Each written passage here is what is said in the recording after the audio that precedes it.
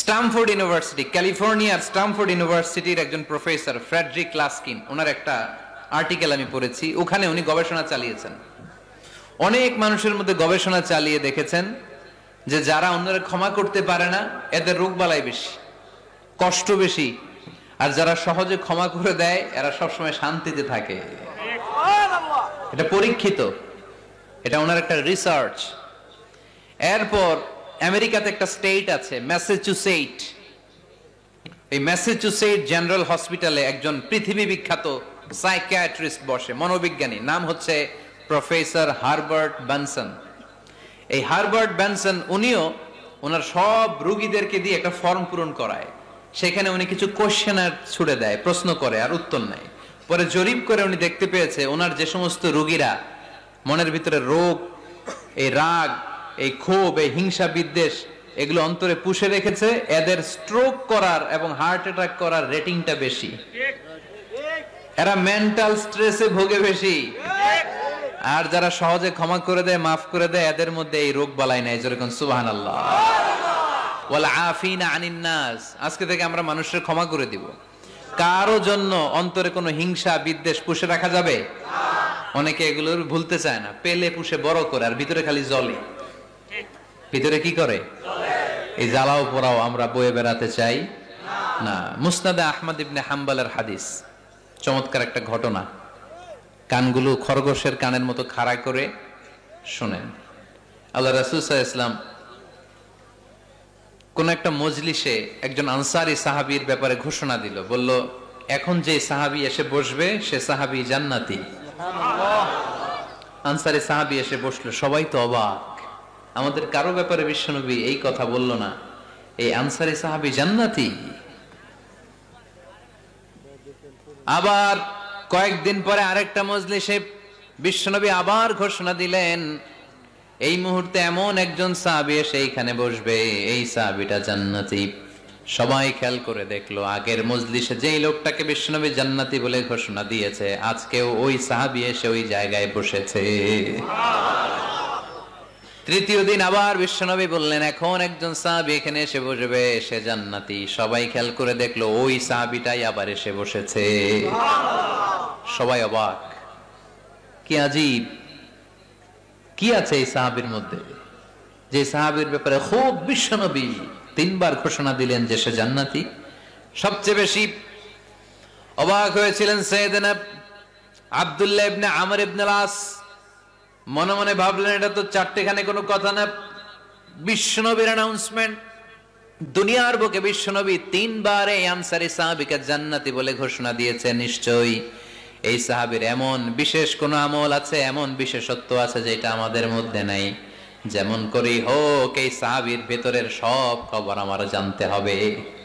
সাইয়েদনা আব্দুল্লাহ ইবনে আমর ইবনে আস একবার পরিকল্পনা করে ওই সাহাবীর বাড়িতে চলে গেলেন, যে বললেন, ভাই আমার আব্বার সাথে কয়েকদিন ধরে ঝগড়া, আমার ঘরে থাকতে মন চাচ্ছে না, তোমার বাসায় মেহমান হয়ে এসেছি, যদি তুমি অনুমতি দাও তোমার বাড়িতে 3 দিন মেহমান হয়ে আমি থাকতে চাই। কয়দিন? 3 দিন। শুনতেছেন? বুঝতেছেন? কষ্ট হচ্ছে না তো?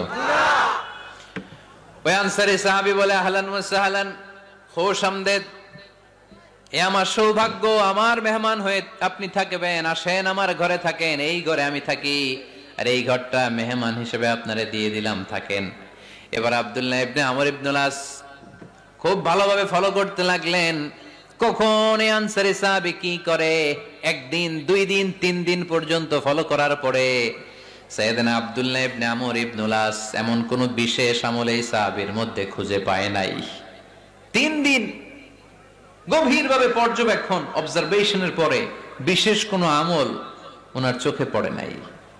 এবার 3 দিন পরে তো চলে যাবার পালা, ঠিক কিনা?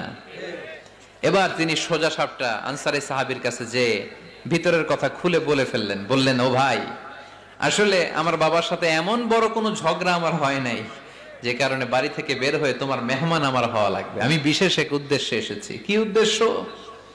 আব্দুল্লাহ ইবনে আমর ইবনে আস এবার বলতে আরম্ভ করলেন, আমরা খেয়াল করেছি 3টা মজলিসে বিষ্ণু ঈসা ইসলাম তোমাকে জান্নাতি বলে ঘোষণা করেছে, তাই আমি জানার জন্য এসেছি তুমি এমন কি আমল করো যে কারণে বিশ্বনবী ঘোষণা দিলেন যে তুমি জান্নাতি। কি এমন বিশেষ আমল আছে তোমার, আমার একটু বলো, আমি ওই আমল করে জান্নাতি হতে চাই। আল্লাহু আকবার। এবার আনসারী সাহাবী মুখ খুললেন, উনি বললেন, ও ভাই আব্দুল্লাহ ইবনে আমর ইবনে আস, এমন কোন বিশেষ আমল আমার নাই।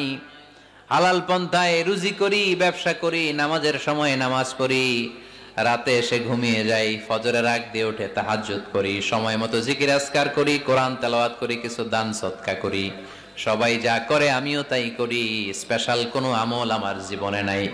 তবে আব্দুল্লাহ ইবনে আমর ইবনে আস, শুনে রাখো, একটা কাজ আমি প্রতি রাতে করি, হয়তোবা এই কারণেও বিশ্বনবী আমার ব্যাপারে এমন ঘোষণা দিতে পারে। আব্দুল্লাহ বললেন, ও আনসারী সাহাবী, কি কাজ তুমি করো? এবার আনসারী সাহাবী বলতে লাগলেন, প্রতি রাতে যখন আমি আমার বিছানায় ঘুমোতে যাই, আমি কারো ব্যাপারে কোনো রাগ, কোনো হিংসা, কোনো ক্ষোভ অন্তরে নিয়ে ঘুমাতে যাই না। ওই দিন যার সাথে যা হয়েছে সবাই রে মাফ করে দিয়ে মিটমাট করে একটা প্রশান্ত অন্তর নিয়ে আমি বিছানায় ঘুমাতে যাই। ওই দিনে কেউ আমার গালি দিছে, কেউ আমার বকা দিছে, কেউ আমার বিরুদ্ধে মিছিল করছে, উল্টা পাল্টা যে যাই করুক না কেন, আমি কিচ্ছু মনে রাখি না। আওবি ইলা ফিরাশি, আমি এমন ভাবে আমার বিছানায় যাই, ওয়ালাইসা ফি কলবি হিকদুন আলা আহাদ, এমন অবস্থায় আমি শুয়ে পড়ি যে আমার হৃদয়ে কারো ব্যাপারে আমার হৃদয়ে কোনো ক্ষোভ নাই, কোনো হিংসা নাই, কোনো অহংকার নাই, সব রাগ ক্ষোভ ভুলে গিয়ে সবাইকে ক্ষমা করে দিয়ে আমি বিছানায় ঘুমাতে যাই।